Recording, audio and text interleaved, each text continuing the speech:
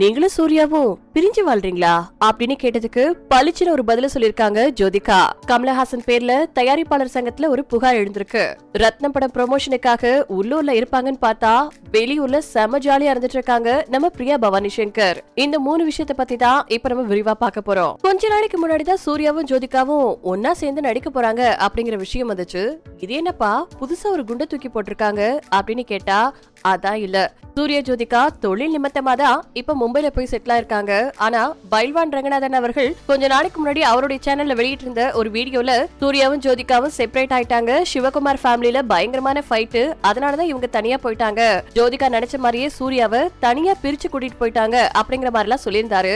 இத பத்தி சமீபத்துல பேசிருக்க கூடிய ஜோதிகா அப்படிலாம் ஒண்ணு நடக்கவே இல்லங்க. அவரும் அவருடைய படங்கள்ல கவனம் செலுத்திட்டு பிஸியா இருந்துட்டு இருக்காரு. நானும் என்னுடைய படங்கள்ல ரொம்ப பிஸியா இருந்துட்டு இருக்கேன். நான் கொஞ்சம் ஹிந்தி படங்கள்ல கவனம் செலுத்துறதுனால மும்பைல வந்து செட்டில் ஆக வேண்டியதாயிடுச்சு. பசங்களையும் பாக்கணும் இல்லையா, அதனால அவங்களும் இங்க வந்துட்டாங்க. இப்ப சூர்யாவும் பாலிவுட்ல கவனம் செலுத்துறதுனால அவரும் சென்னையில இருந்து வந்து இப்ப மும்பைல எங்க கூட தான் இருக்காரு. மத்தவங்க வாழ்க்கையில என்ன நடக்குது ஏது நடக்குதுன்னு ஃபுல்லா தெரியாம இந்த மாதிரியான வதந்திகளை பரப்புறது ரொம்ப தப்பான ஒரு செயல் அப்படின்னு ஜோதிகா சொல்லிருக்காங்க. அது மட்டும் இல்லாம கங்குவா படம் சீக்கிரமாவே ரிலீஸ் ஆயிருக்கு. அந்த படத்துக்காக தான் சூர்யா ஒரே ஹேர் ஸ்டைல்ல இருந்துட்டு இருக்காரு. அதுதான் எனக்கு சுத்தமா பிடிக்கவே இல்ல. எப்படா அவர் முடி வெட்டுவாரு அப்படின்னு நான் காத்துட்டு இருக்கேன் அப்படின்னு சொல்லிருக்காங்க ஜோதிகா. இது ஒரு பக்கம் இருக்கு. உத்தம வில்லன் பட விவகாரத்துல கமல்ஹாசன் மேல இப்ப தயாரிப்பாளர் சங்கத்துல புகார் ஒண்ணு எழுந்திருக்கு. நடிகர் ரமேஷ் அரவிந்தனுடைய டைரக்ஷன்ல கமலஹாசன், பாலச்சந்தர், ஆண்ட்ரியா, நாசர் உள்ளிட்டோர் நடிச்சு 2015 வருஷம் வெளியான படம் தான் உத்தம வில்லன்.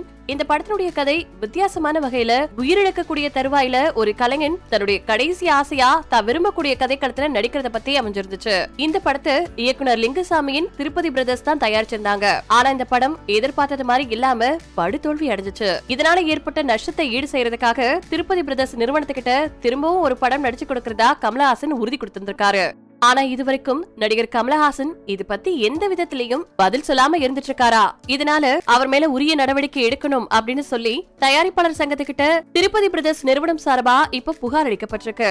நடிகர் கமலஹாசன் ஒப்புக்கொண்டபடி தயாரிப்பாளர் சங்கம் அவரோட பேச்சுவார்த்தை நடத்தி தங்களுக்கு விருப்பமான கதையில நடிக்க வைக்க அவரை ஒப்புக்கொள்ள செய்யணும் அப்படின்னு அந்த புகார் மனுவுல தெரிவிக்கப்பட்டிருக்கா. எங்களுக்கு கடன் கொடுத்த எல்லாருமே எங்களுக்கு நெருக்கடியை கொடுக்க ஆரம்பிச்சிருக்காங்க அப்படின்னு திருப்பதி பிரதர்ஸ் சார்பில் அதன் தயாரிப்பாளர் மற்றும் லிங்குசாமியின் சகோதரரான சுபாஷ் சந்திரபோஸ் இந்த புகார் மனுவுல தெரிவிச்சிருக்காரு. உத்தம வில்லன் படத்தை தயாரிச்சதுனாலதான் நாங்க மிகப்பெரிய அளவுல கடன் பிரச்சனையில சிக்கி தவிச்சிட்டு இருக்கோம் அப்படின்னு தயாரிப்பாளர் சங்கத்துக்கிட்ட அவர் முறையிட்டு இருக்காரு. இந்த விவகாரத்துல கமலஹாசன் கொஞ்சம் இறங்கி வருவாரா அப்படிங்கறத பொறுத்திருந்து பார்க்கலாம். ஆனா அதே மாதிரி ஒரு படம் ரிலீஸ் ஆகுது அப்படின்னாக்க அந்த படத்துக்கான ப்ரமோஷனுக்காக எல்லா ஹீரோஸும் ஹீரோயின்ஸும் பேட்டி கொடுப்பாங்க, இல்லனா ஏதாவது ப்ரமோஷன் வீடியோல கலந்துப்பாங்க.